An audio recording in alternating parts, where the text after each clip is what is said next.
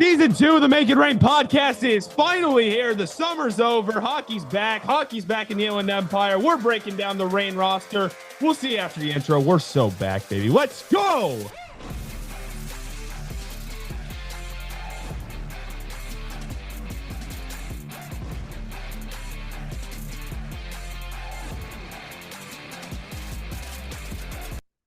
It's an absolute shame that we're not doing this in the same room, Collazo, but the Make It Rain podcast is back. Season 2, episode 1, or if you want a continuation of last year, this is episode 32 or 33. I don't know exactly what it is.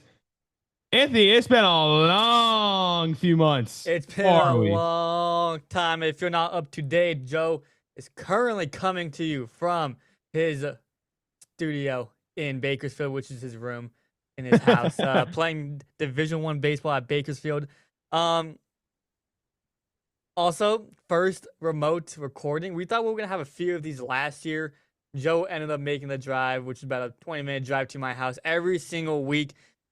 But now, because of that, we have to go through the quirks and the issues and the kinks when it comes to doing a remote podcast. As you heard in the intro, the music was, instead of the fade in, fade out of last year, it just kind of cuts off. So we got to figure that out, but I'm sure that we'll figure it out as we go on.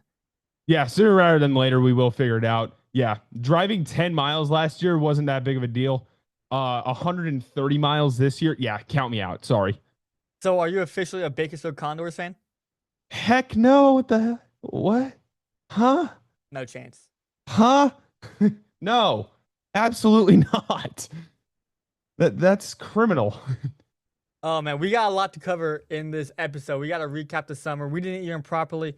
We did make an episode of Game 2's loss that eliminated the Rain, and we never ended up. And we never posted it. So, do you want to go through that real quick? What happened? Rain lose. Yeah. Opley fell asleep on a goal. Martin Chromiak got us even on a shot through Askarov in the third period. Colin Graff scored with like 2 minutes left. Rain emptied the net. And they fumbled a couple pucks at the blue line, and that was all she wrote there.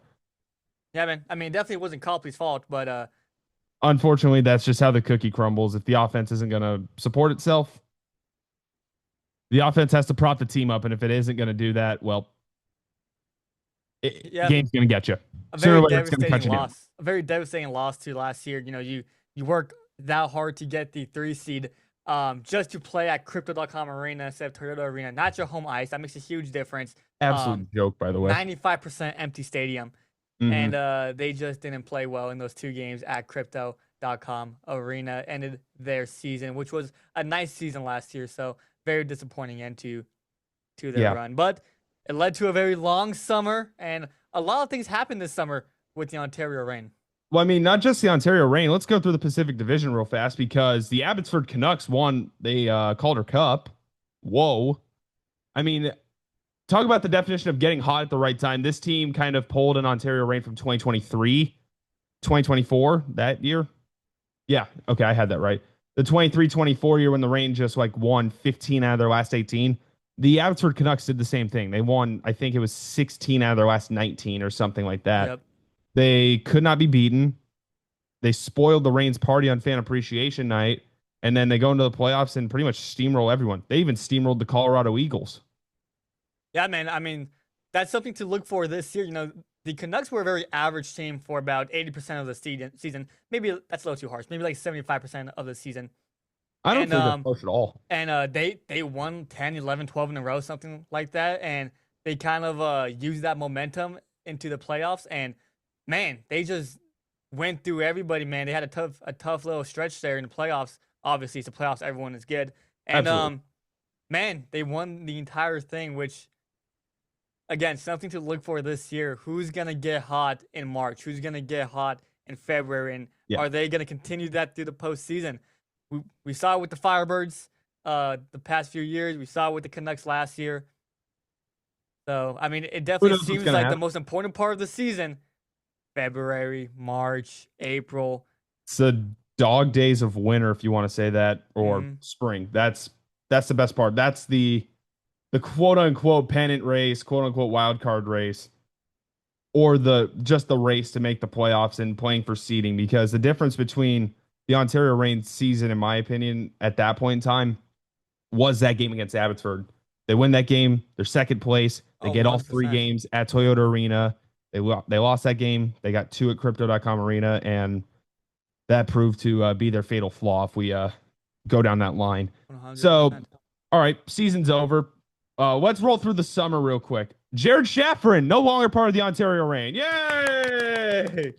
Back up, play-by-play for the LA Kings radio on ESPN LA 710. If I said that correctly. Yeah, I'm very happy for Shaffrin. You know, he's genuinely a good guy, and I think Jesse Cohen, who was the former post-game host of the show, now it's someone else. Forgot his name.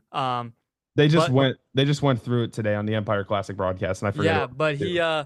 you know, he said that Shaffrin is a genuinely a good dude, and that's not just lip service. He'll go out of your way or out of his way to make sure that you're doing okay. And that's true, especially when it comes to me last year when I was let go by the Hockey News and I was picked up by Mayor's Manor. Grateful for John Hoven, but Shaffrin texted me and said, "Hey man, like give me a phone call and you know see if we can work things out." And you know I called him and he checked in on me and about what was going on and you know that meant a lot to me. He might have forgotten about that, but that meant a lot to me last year. So good dude. I'm super happy, super pumped for him that he's with the LA Kings and now Shafe and Shaff are back together at the big house.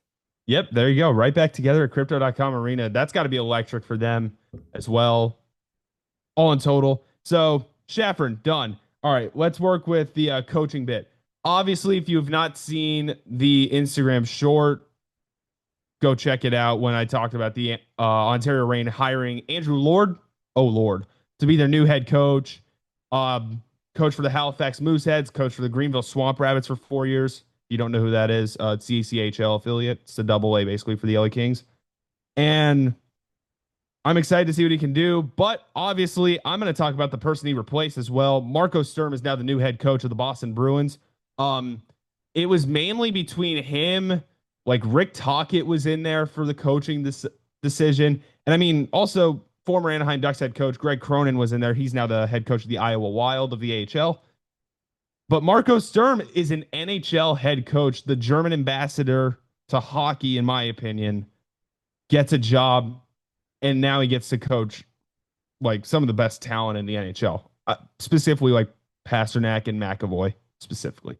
Yeah, Marco Sturm, very smart hockey mind.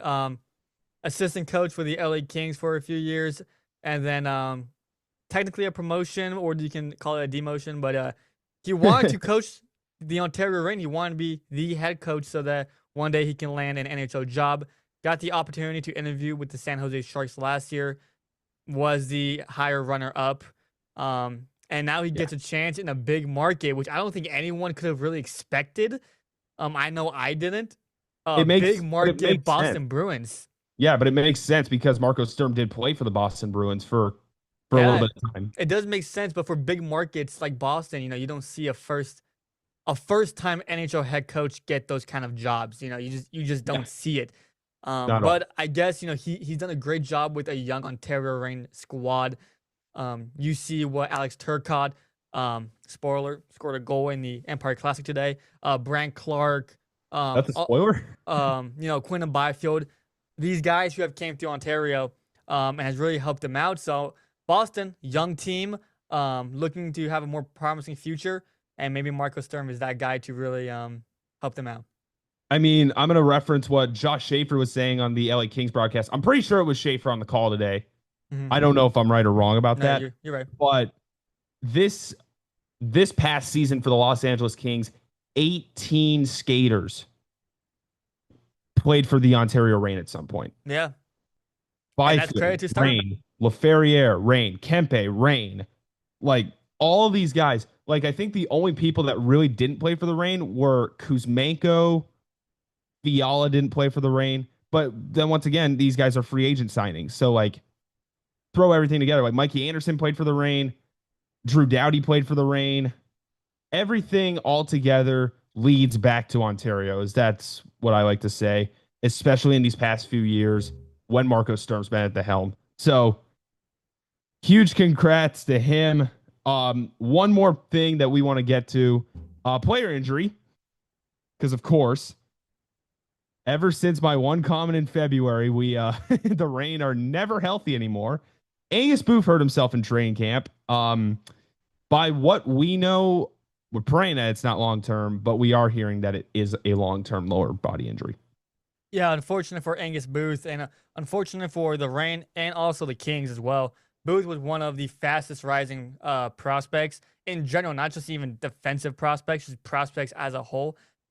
He's not the flashiest player, but you hear a lot of quotes from a lot of guys, including Marco Sturm, who said this multiple times that he is a Mikey Anderson type of player.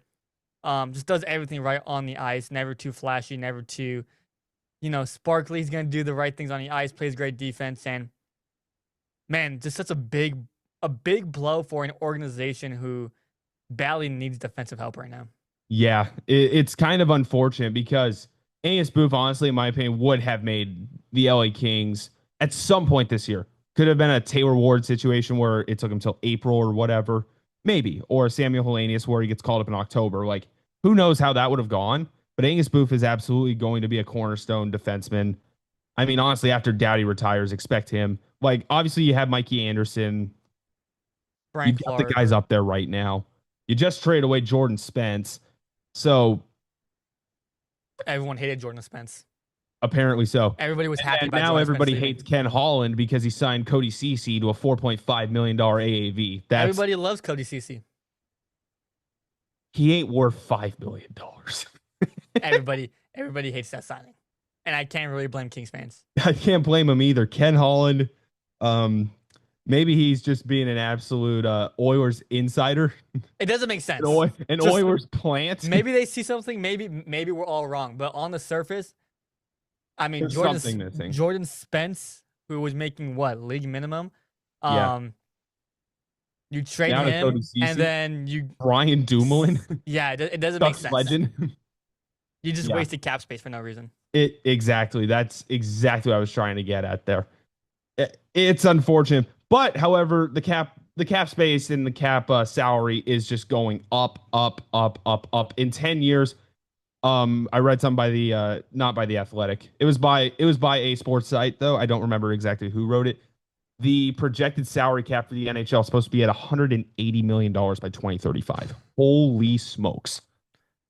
Oof. $180 million. That's like MLB teams right now. So like when we're making the comment that, oh, McDavid's going to get $20 million this offseason or next offseason, whatever the heck it might be. I don't even know if he's on his last year of his contract. I mean, that Kaprizov might be getting $16 million. That's not much now in retrospect. If the salary cap's just going up 10 million, 8 million, $10 million every single year. Exactly. Like this year we're at what, $89 million in terms of the ceiling. Something like that. Then it's 95 million. Then it's like 110. Hockey is fast growing. Let's put it in short there. This sport is continuing to grow at an alarming rate. And honestly, I'm happy to be along for the ride because it's absolutely fun to watch. 100%. And that goes for everybody too. I know the people that are probably watching this video like hockey in some sort of fashion, whether it be us two talking or whether you just be a diehard Reign or Kings fan, whatever it might be. Or you might just be a diehard Fee-Fi Fagimo fan at this rate, which is unfortunate that he's with the Winnipeg Jets now. Indeed. Yeah. Rest in peace, Fee-Fi Fagimo. Unless the Reign play the Manitoba Moose, which I don't think is going to happen. No, anyways, I think we're holding our crowd hostage here. So let's get on with the episode. This episode of the Make It Rain podcast, as always, it's a new season, but it's still sponsored by Gowdy Law. We all know having a game plan is key when it comes to your family's future. Are you ready? Gowdy Law is here to help specialize in estate planning. Gowdy Law ensures your loved ones are protected from losing a ton of money and time to probate when you pass away. Just like on the ice, preparation matters. Don't wait till the last minute to make the right play. Visit GowdyLaw.com today to start planning for the future, get estate planning pricing, and a free consultation right on their website. It's literally that simple. The price is right on their website. Gowdy Law, make estate planning easy, understandable, and affordable. As always, the link is still down below in the description. Or you can go visit their office in downtown Upland. I just threw that part in there at the end, by the way. I just went off script. Do we have the Reign rapid recap, quote unquote? Reign. More like King's rapid recap. Cue that music, baby. Let's go. For the first time in 155 days, hockey returns to the Inland Empire as the Ducks and Kings square off in preseason action. Wait, what? Bro, I was still getting my popcorn. Nikita Nestorenko tips one in, 85 seconds in, hits a Kings player and gets past Carter George. It's 1-0 Anaheim. But the Kings have a quick response, a great shift, big shots from Woolley and Brustevich. And then on the re-entry, Brant Clark with moves that are smooth like butter. And he feeds Alex Turcotte right in front, and it's 1-1. Nothing in the second period. However, in the third period, the Kings get a shorty. Oh my goodness. Holy mic feedback. Alex Laferriere tucks one home to make it 2-1 Kings. And Joel Quenneville will pull Billy Huso with about 2 minutes left. And you can't spell Andre Lee without E and N. He gets an empty net goal. Still DRE with Andre Lee. And the Kings win by the final of 3-1. So I'm going to quickly point this out in the Empire Classic recap. There were 5 total points handed out this game for the LA Kings. Let's see if we notice something. Brant Clark, Alex Turcotte. Okay. Alex Laferriere, Turcotte assist, Andre Lee. Name something all 4 of those players, Turcotte getting 2 points, have in common. They all played for the Ontario Reign at some point. Indeed. That right there just shows you how important it is for the Ontario Reign. Just as an organization as a whole, the AHL is becoming more and more prevalent as time goes on. And as we see some of these first round picks potentially develop in the Kings farm system, guys, junior hockey and the NHL are not the same thing. The AHL and the NHL, the AHL, I just call it a sloppy version of the NHL. It's a little bit more messy, but it gets guys up to speed and it makes stuff happen. Yeah, Brant Clark, what a play on that first goal, just getting around 2 defenders dangling. And Alex Turcotte cleans up the rebound for the goal. And like Joe said, 4 guys that came through the Ontario Reign. Don't mind the fact that Laferriere was 1 game with the Ontario Reign, but still. Hey, still, Marco Sturm, that's why he got the job with the Boston Bruins. He might not have any NHL experience or anything, but that's why he got the job. He has developed these guys nicely. So Turcotte with the goal, Laferriere with the shorthanded goal to give them the lead, and then Andre Lee with the empty netter to kind of put the game away. Yep. And I mean, for the Anaheim Ducks, though, you can't look at this fact. They're like, oh, they were playing an NHL team. No, not really. The Anaheim Ducks didn't really have a full NHL lineup out there. I mean, some of the notable guys that were out there, Cutter Gauthier did play. Ryan Poehling, the guy that the Ducks acquired in the Trevor Zegras trade, did play. Defensively, Pavel Minchikov did play. And then in net for the Reign, holy smokes. In net for the Ducks was Billy Huso. They signed him last year. It's right now between him and Peter Mrazek for that backup job in Anaheim this year. So one of those guys is going to end up with the San Diego Gulls, believe it or not. And I think it's honestly kind of a joke because neither of those guys should be in the AHL. Let's not forget about Carter George. Another outstanding performance today. I don't think 32 for 33, if I am not mistaken. I don't have the stats in front of me. It's very impressive to see. Is he 19 now? Or is he still 18? He's a 19-year-old. He's 19. I mean, it's so impressive to see how calm he is in between the crease, in between the pipes. I meant in the crease. Yeah. I mean, we know what you meant. You don't see that kind of composure from someone of that age. He's going to be the next Kings great goalie. He's just going to be. He's going to. I think, and this might be a bold statement. We might look back in 10, 15 years and be like, wow. I think he can be better than Jonathan Quick. That's a bold statement. That's a bold statement. And Jonathan, and that might be a cardinal sin for Kings fans. But Jonathan Quick's a Hall of Famer. 100%. But from what I see from Carter George at this age, man, you don't see this out of 19-year-olds that commonly. You don't see it out of 22-year-olds. You don't see it out of 23-year-olds. You don't see it. And I like the guy personally. You don't see it out of Eric Portillo. Oh gosh. You just don't. No, exactly. But another thing is you got to realize the fact that he's also competing against Hampton Slukinski of is he at Western Michigan, right? Western Michigan. Yeah, Western Michigan. I had to make sure that one. He just won a Frozen Four. To put it into perspective, the LA Kings have the second best hockey prospect room in goaltending. We just named one guy that absolutely showed up in Ontario today, another guy that just won the Frozen Four. And you may be saying, well, Joe, who's that other team that is above the Kings? Trey Augusty and Sebastian Cossa. Just look at the Detroit Red Wings, for goodness sake. It's actually impressive how good their goalie room is as well. I think Carter George can definitely compete at the NHL level if he was called up now, Right now. which obviously Kings fans can be a little bit Skeptical. If no, not skeptical. What's the word?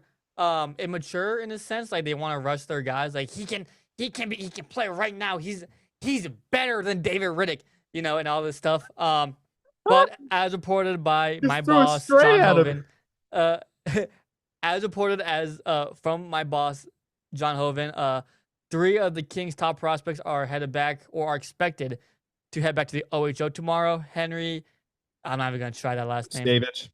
There you go. Jared Woolley and Carter George. Yeah. All 3 of those guys played really well today. What is it? Brustevich? Brustevich. It's something like that. All you need to know is the I can hear that name 100 times. I'm still going to mess it up. Yeah, and the best part is he has a brother that plays for the Calgary Wranglers, by the way. Henry Brustevich. That's why that name sounded familiar. That's why the name is very familiar. That matter. Wait, Henry? No, wait. Henry is on the Wranglers. No, Henry's on the Kings. It's another Brustevich that starts with H on the Calgary Wranglers. Now I don't remember what it was. There you go. It doesn't matter. Harold. I mean, Harry Brustevich. I'm just kidding. I have no idea. Okay. Whatever it might be. Looking into the Ontario Reign players that did play this game, Hunter. I posted something on X in the first period. I'm very high on Logan Brown. Skated very smoothly in that first period specifically. Second and third period, it was kind of just fair, I guess. But he really showed out, in my opinion. That line of Logan Brown, Glenn Gaudin, and Martin Chromiak, honestly, at this rate, it's good on Jim Hiller for throwing that line together, throwing something to the wall and hoping it sticks at that rate. Because if that line does stick, it's going to be the Ontario Reign's line 1 or line 2 this year, depending on Pinelli and everybody else. Yeah, for you Reign fans, Logan Brown's on a 1-year, 2-way contract, I believe, and a pure depth piece. 27 years old. He's not going to be this flashy prospect or anything, but I mean, we saw what happened last year with Jeff Malott. He was not supposed to really be with the Kings last year. He was a pure depth piece, and he made an impact last year with the Kings, and today he looked very, very good. Yeah, very good, and he's gonna make his claim to make the Kings roster. Yeah, he's trying to do that mainly by being physical post whistle as well. Very involved in a lot of scrums. I mean, another Reign player. Here we go. Sammy Hellenius getting into that fight with Noah Warren in the first period. I mean, the LA Kings depth, talk, chat, that type of stuff. The LA Kings honestly are going to have more than 15 NHL capable forwards this year. Guess what? You can't play 15 forwards on a roster. Yeah. You have 13 because 12 in a scratch. So you're going to see 1 or 2 of these guys put on waivers, and hopefully they end up in Ontario. So Logan Brown we just talked about him. He is on a 1-year, 2-way contract. With the Syracuse Crunch last year. Yes, and then they signed a few more guys. They signed Cole Gutman to a 2-year, 2-way contract. He's going to be another guy who is going to be a veteran presence in that locker room. Samuel Bolduc. I think it's Bolduc. I don't know. I don't know if that's Bolduc. Yeah. Another guy, I think a 1-year, 2-way contract. And then Taylor Ward's back. Shocker. 1-year, 2-way contract. And I think that might be it. No. I mean, if we want to go Hughes. Yeah, Jack Hughes. No, not the Devils forward.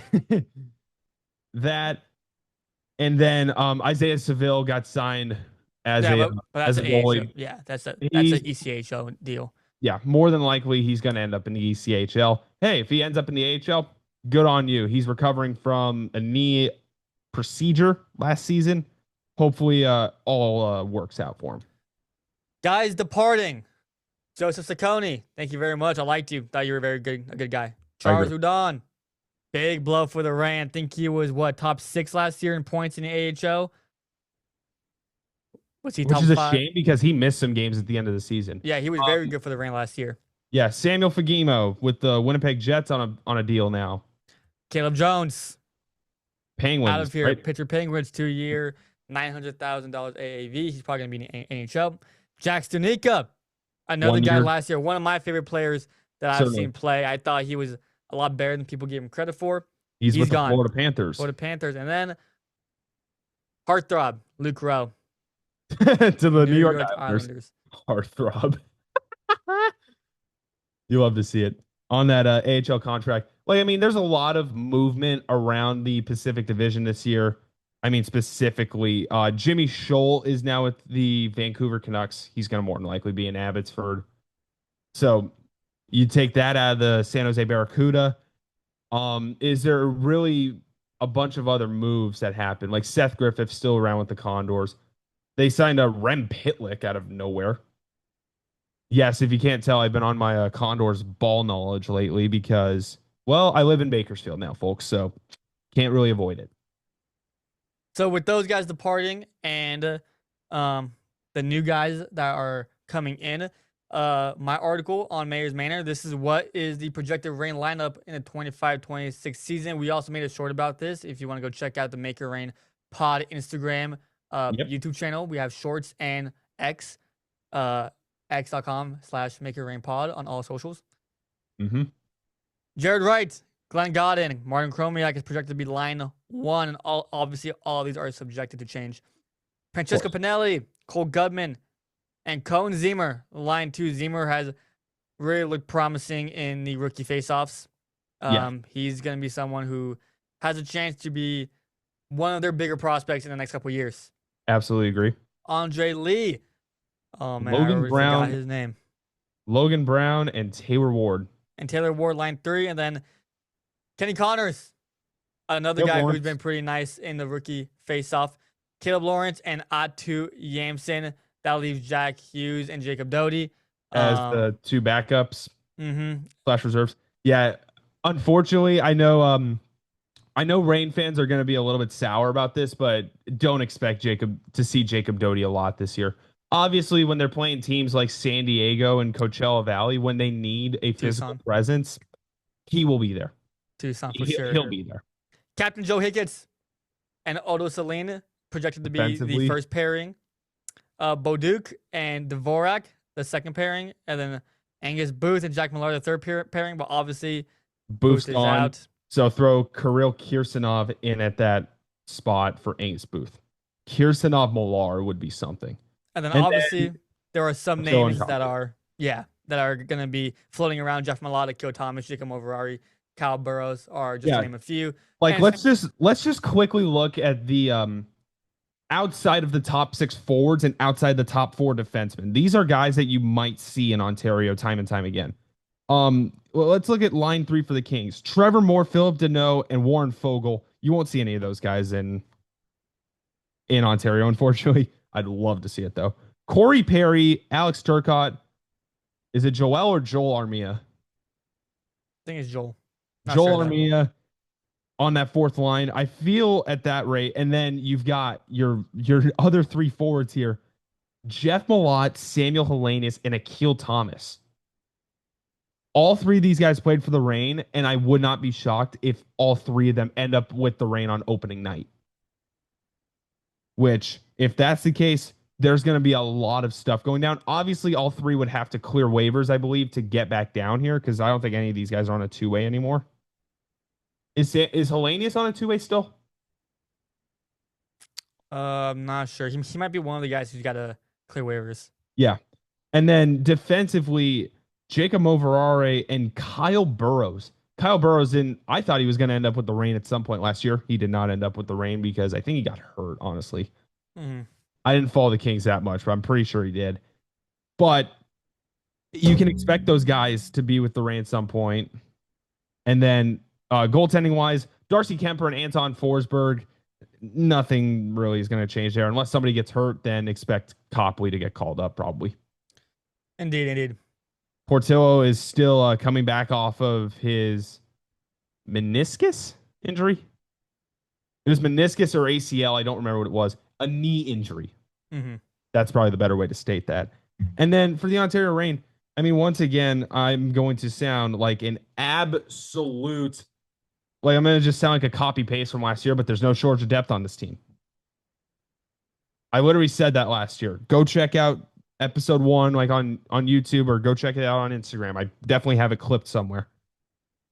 Some of these guys on the bench too, like we're gonna see a lot of these guys in the ECHL. Like Keaton Mastrodonato was with the Colorado Eagles at some point last year. I don't remember how long. Jimmy Lombardi, Jay Crawford, is it Jan Chauvin?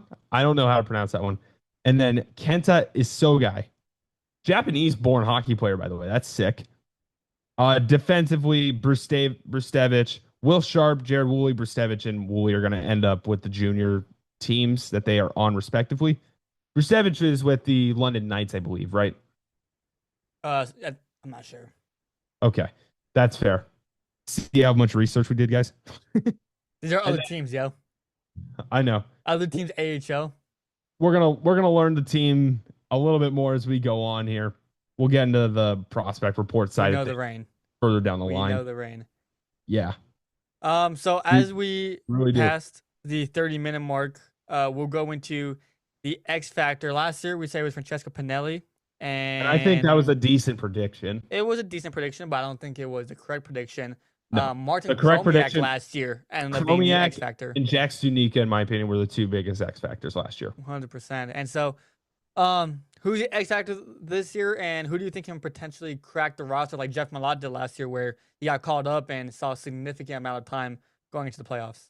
I'm keeping Pinelli in here. I mean, however, it does have Andre Lee on the AHL roster. If I'm going to put somebody up to crack the LA Kings roster, it's him. He has the experience. I think he's the one that will end up with the LA Kings this year. If it happens, who knows? But outside of him, the X Factor of the Ontario Reign this year, I mean, is it a make or break year for Martin Chromiak? You can argue it. You can definitely argue it. Like we were saying last year, this guy was really one bad season away from being a forgotten prospect in the Kings system. And then all of a sudden became a point per game player at the end of the season and kind of revived his chances at making the LA Kings roster. 110%. So it's big on whether or not the guys perform. But I mean, outside of that, like I love Logan Brown, as I was stating earlier. Hopefully he can continue to be the way he was in the Empire Classic. If he's going to be that way, I think he'll end up being close to a Jack Stunica. He'll be a problem. Skates really well. Yeah, I can definitely see Chromiak being another X Factor. I can see Logan Brown getting the call if he plays like he did today in the Empire Classic. Yeah, like I just said, Chromiak is probably my X Factor. I think the way he played at the end of last year was really encouraging. Schaefer said that he had a really strong year in the AHL last year. I would argue otherwise. I think he had a bad year. He had a bad year. He had an unreal last 25% of the year, though. Exactly. So I don't know what he did. He flipped a switch or something, but whatever it is, keep doing it, please. We're going to see this year whether or not that was a fluke or not. It definitely seemed like something clicked in those last 25% of games. So we'll see. I like Chromiak a lot. I think that when he's right, he's going to be a problem, not just in the AHL, but in the NHL. His speed, his elusiveness, the way he handles the puck. And when he's right, his shot, too, is very, very dangerous. So yep, I think he's the X Factor. If Chromiak goes, the team is going to go. And I can definitely see him as well cracking the NHL roster at some point in the year, again, if he's right. Definitely. Who do you think kind of replaces the Reign in the Samuel Fagimo scoring style? Yes, Chromiak is definitely an option here, but I want you to pick somebody else. I don't know, because here's the problem with the Reign. Not only did you lose Fagimo, you lost Hudon. Yeah. both of their big shooters, especially on the power play. Last year, but again, last year their power play was abysmal. Yeah. It was not good at all. It seemed like every week we were talking about they would have won this game if they didn't go 0 for 5 on the power play. Or 0 for So 7 or whatever the and heck it was. Fagemo had a really good year a couple years ago where he broke the Ontario Reign single season goals record. 43 goals? 43, I believe. And last year, I mean, he was still really good. He was really but he good, and wasn't then that. March hit, and then he just went on like a 12-game skid. Yeah, I would definitely say Hudon was a better all-around player last year than Fagemo, and you lost him too. So, I mean, Godin is going to have to step up. He did last year. He was November Player of the Month, if you remember. Yep. Can he be that player year-round? We'll see. If he plays with Chromiak, I think he can be. Absolutely. But this year, unlike last year, and I think it's important to emphasize this, and we'll probably have this as a clip.